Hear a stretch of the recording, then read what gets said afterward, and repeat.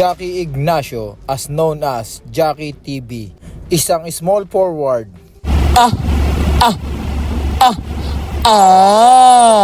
na may isang malakas na pangangatawan na kung pisikalan ang labanan talagang hindi rin siya magpapahuli. Dahil sinadya niya talagang palakhin ang kanyang mga braso, katawan para sa mamaan at pisikalang labanan. No blood, no foul. Isang undersized na forward pero hindi basta-basta mamamama sa ilalim.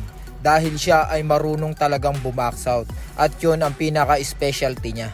At ang pinakamatindi niyang gawain ang mamalo ng malalakas. Na pag may sumalaksak lalo na kung sa harapan niya daraan, talagang hindi rin basta-basta makakaangat. At ang isa pa sa pinakamatindi sa kanya, ang kanyang pagbalya.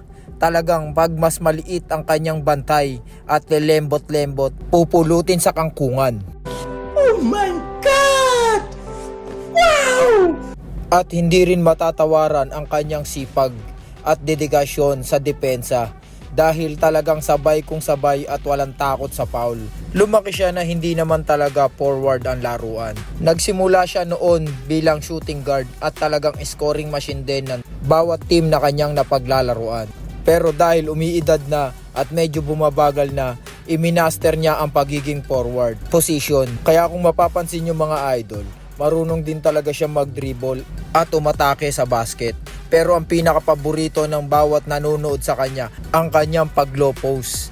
Dahil pag nakaposisyon siya at umatake at nambalya, siguradong magliliparan kung sino man ang sasalubong. Pero hindi lang yun ang kaya niyang gawin. Dahil nahahatak niya ang mga defender, kaya niya rin mag-drop pass sa kanyang mga kakampi. Kaya nakakapagbigay din siya ng easing basket sa kanyang mga kakampi. Siya si Jackie TV na mapapanood nyo sa bawat liga dito sa Bagong Silang, Caloocan. At lalong-lalo na sa Pace 5 Boy Basketball Club. Masahe Gaming by Jackie Ignacio. And thanks for watching. Goodbye. Ha ha ha.